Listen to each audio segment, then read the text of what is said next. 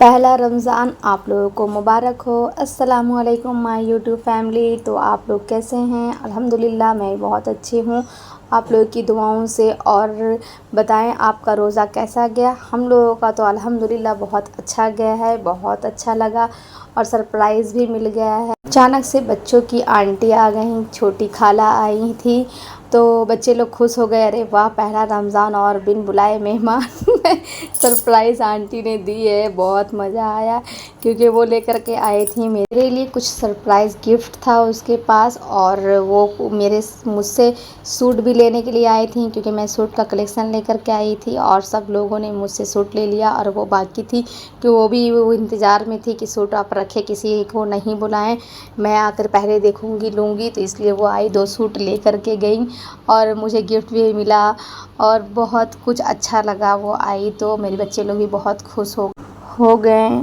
और कह रहे थे आंटी आप रहें, लेकिन उन्हें जाना था तरावी पढ़ने के लिए। मेरी बेटी और आंटी दोनों सब चली गई तरावी पढ़ने के लिए। और देखिए मैं अफ्तार में क्या बना रही हूँ, मैं बना रही हूँ चना, जो हर घर में बनता है। चना बनाना बहुत ज़रूरी है सबों के लिए क्योंकि चना के बगैर सारे अफ्तार कोई मायने नहीं रखाता है, इसलिए हम लोग चना बहुत ज़रूरी बनाते हैं। और चना बहुत तरीके का बनता है, आप देख सकते हैं। मैं इस तरह का ही बनाती हूँ, मसाला भून कर ही बनाती हूँ और भूज कर ही बनाती हूँ। वक्त के हिसाब से काम कर लेती हूँ और जैसा वक्त रहता है उस हिसाब से आइटम भी बनता है। और पहला रमज़ान था इसलिए कुछ ज़्यादा ही दिल कर रहा था कुछ आइटम बनाने का, इसलिए आज मैं बहुत सारी चीज़ बना दी थी।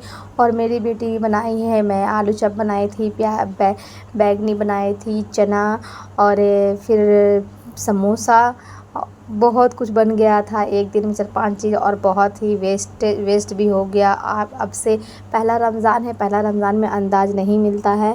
कल से मैं कम से कम ही बनाऊंगी क्योंकि मेरे बच्चे लोग तो खाते ही नहीं हैं। और फ्रूट्स भी मेरे हस्बैंड बहुत ज़्यादा लेकर के आ गए थे। अच्छा हुआ, मेहमान आने से बरकत होता है, इसी वजह से लोग कहते हैं कि मेहमान आने से बरकत होता है। बरकत मेरे घर पहले आई, बाद में मेहमान आई और बहुत सारे चीज़ वेस्ट हो गए, बच गए, इसलिए मैं कल कम ही बनाऊंगी। और हिफाजत से बनाना चाहिए क्योंकि इतनी महंगाई है, बना बना कर फेंकना अच्छा नहीं है। बच्चों की वजह से इंसान थोड़ा मजबूर हो जाता है क्योंकि बच्चे ले तो लेते हैं लेकिन घीट कर छोड़ देते हैं, खाते नहीं। और मेरे बच्चे तो सब अनोखे ही हैं, सब अलग अलग हैं, सबका खाने का तरीका अलग है, कोई कुछ मांगता है कोई कुछ मांगता है। बच्चों में तो मैं हालत मेरी ख़राब कर दी है क्योंकि इतने सारे अफ्तार बनाने के बाद ये कोई बच्चे बोलते हैं मैं कुछ नहीं खाऊंगा, मेरे पसंद का चीज़ नहीं है, वो बोलते हैं मेरे पसंद का चीज़ नहीं है। इसलिए मेरा हालात बहुत ही ख़राब हो जाता है टेंशन से। मैं इतने मेहनत से खाना बनाती हूँ, वो बोलते हैं मैं नहीं खाऊंगी, वो बोलते हैं मैं नहीं खाऊंगा, ये क्या है वो क्या है, समझ ही में नहीं आता है क्या बच्चों के लिए बनाऊँ। देखिए मैं केला का ये बना रही थी, कोफ्ता बना रही थी। मैंने कोफ्ता इतना मेहनत से बनाया और मेरे बच्चे जो हैं वो मैं नहीं खाऊंगा क्योंकि ये ये गोश्त का कोफ्ता नहीं है, मैं नहीं खाऊंगा, मुझे बेवकूफ़ बना रहे हैं। तो नहीं खाएं बच्चे, जैसे तैसे आलू भी मैं डाल दी थी मसाला में ताकि मेरे बच्चे बिना आलू के नहीं खाएंगे, तो वो आलू और सालन में खाए हैं। और बाकी कोफ्ता कितना बहुत ही ज़्यादा टेस्टी हुआ था, मुझे तो बहुत अच्छा लगा खाने में, लेकिन बच्चे लोग नहीं खाए हैं तो मेरा आधा खाना खाया जाता है, आधा खाना फेंका जाता है। इसलिए मुझे बहुत अफ़सोस और बहुत टेंशन है कि मैं बच्चों के लिए क्या करूं, कुछ समझ नहीं आता। और सब के लिए अलग अलग बनाना पॉसिबल नहीं है क्योंकि घर की ज़िम्मेदारी एक सिर्फ मुझ पे ही है कि मैं ही सारा काम करती हूँ।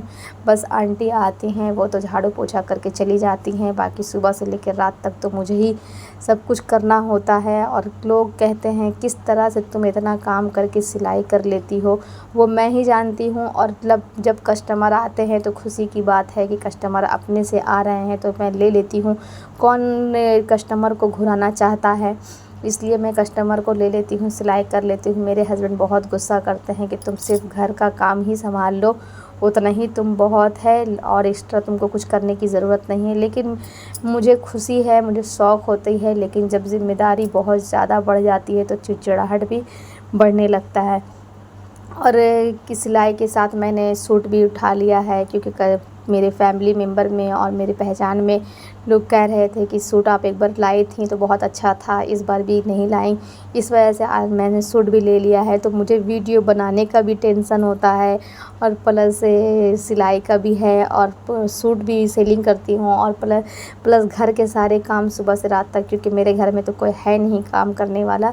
मेरी बेटी है वो थोड़ा रहती है तो हेल्प कर देती है, लेकिन मेरी बेटी पढ़ाई में बिज़ी रहती है, ट्यूशन है, मदरसा स्कूल है, ये सब में तो आने जाने में ही उसका टाइम वेस्ट हो जाता है। लेकिन फ़िलहाल अभी एग्ज़ाम ख़त्म हुई है, इसलिए मेरी बेटी थोड़ा मेरा हेल्प कर देती है और कर रही है। देखिए क्या बना रही है, वो चिकन का समोसा बना रही है। चिकन रखे हुए थे फ्रिज में, बच्ची बोली मम्मी मैं ये बना देती हूँ, तो मैंने कहा ठीक है जाओ तुम बनाओ, लेकिन जल्दी जाना, किचन मुझे क्लियर चाहिए, साफ़ सुथरा रखना। वो थोड़ा फैला देती है और मुझे फैला हुआ एकदम गंदा में मेरा दिमाग काम नहीं करता जब तक मैं सफाई ना कर लूँ। किचन में जब तक काम होते रहता है तब तक मैं सिलाब और गैस पोंछते ही रहती हूँ।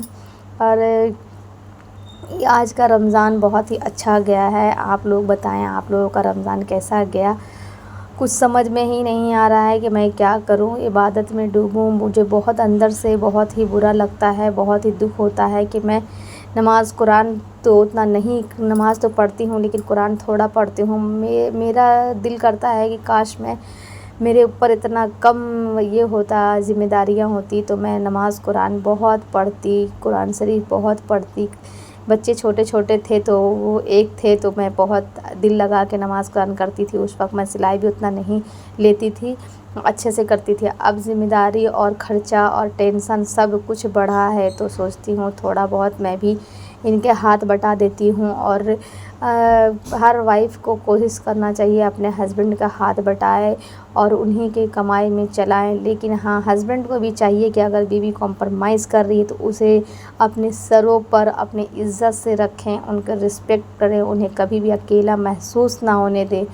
इस तरह हस्बैंड को करना चाहिए। और कुछ औरतें होती हैं जो हस्बैंड की नहीं समझती फीलिंग, उन्हें बस खर्चा करना और उड़ाना आता है, लेकिन ये बहुत ही गलत है। इंसान बहुत ही कठिन से पैसा कमाता है, क्योंकि जब हम लोग खुद करते हैं ना तब पता चलता है कि पैसा कैसे कमाया जाता है। और हम लोगों को तो बचपन से देखे हैं माँ बाप को मेहनत करते हुए, तभी तो तरक्की याफ्ता और इज़्ज़तदार बने हैं।